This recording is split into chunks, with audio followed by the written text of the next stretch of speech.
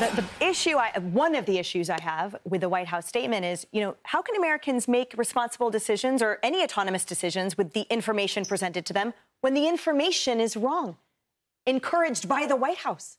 It's really remarkable that, first of all, the government put the pressure on Facebook. You know what's equally remarkable? That Facebook accepted the pressure. Why didn't they say, we're not going to let the government tell us what to print, tell us what to say, tell us what to think? Well, that's an abuse of the First Amendment. But they didn't. They played along. He can say all he wants to, but, oh, I was wrong. That's like burning your house down and saying, I want to bring over a nice housewarming gift tomorrow for the rubble that's left. Look, the 2020 election was definitely influenced by the misinformation, by the lies and the distortions that were told. Facebook was a big part of that. They played the game, and they played it to win for Joe Biden. They cannot come back now and pretend, we really didn't mean it. We're really good guys. No, they're not good guys, and let's not pretend that they are. That's right. And let's play, Kayleigh, a little clip of Zuckerberg's conversation with Joe Rogan in June when he was asked if Facebook censored the Hunter Biden laptop story. Watch. There was a lot of attention on Twitter during the election because of the Hunter Biden laptop story. The New York Post. Yeah, we had that too. Yeah, so you guys censored that as well?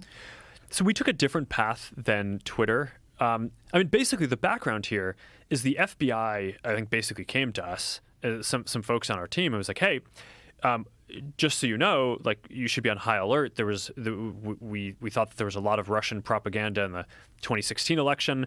We have it on notice that basically there's about to be some kind of dump of that's similar to that. So just be vigilant. So our protocol is different from Twitter's. What Twitter did is they said you can't share this at all.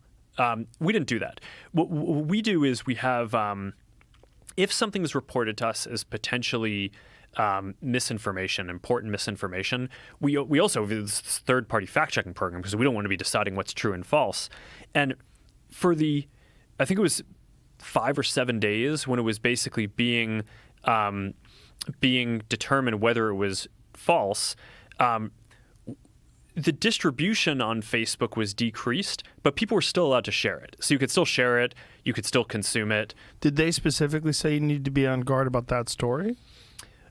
No, I don't remember if it was that specifically, but it basically fit the pattern. So, Kayleigh, reading in between the gobbledygook of that weird hot dog, I think, because you and I like to quote Shakespeare, that yes, I think he protests too much because it seemed like there was a lot of words about nothing, and that now, to the governor's point, we've gotten that admission and the apology too little too late. Great questions from Joe Rogan. Really long, winding, twisting answers from Zuckerberg. I mean, okay, Zuckerberg, if you want to put your money where your mouth is, people are behind these algorithms that censored Reagan, that censored the Trump assassination photo that you've apologized for. Well, fire the people behind the algorithms. The White House statement, though, that we encouraged social media companies, give me a break. Jen Psaki said, clearly not sufficient what they're doing. Okay, fine, that might be encouragement. The President Biden said they are killing people. And then the White House had to clarify, oh, we mean the people spreading misinformation.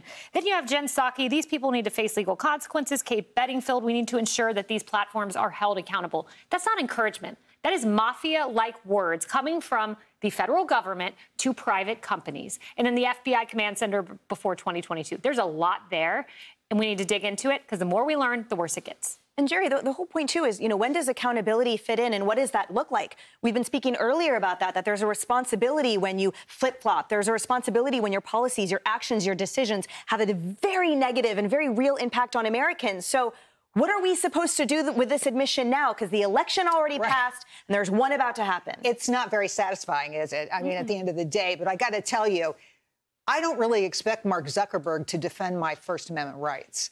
He's a CEO. He's a man who started his career by building a platform where Harvard students could rate the individual hotness of people they went to class with. Okay, that's his world, all right? He's about that kind of thing. So don't look for him to be the First Amendment freedom fighter. I don't think that's going to happen at all.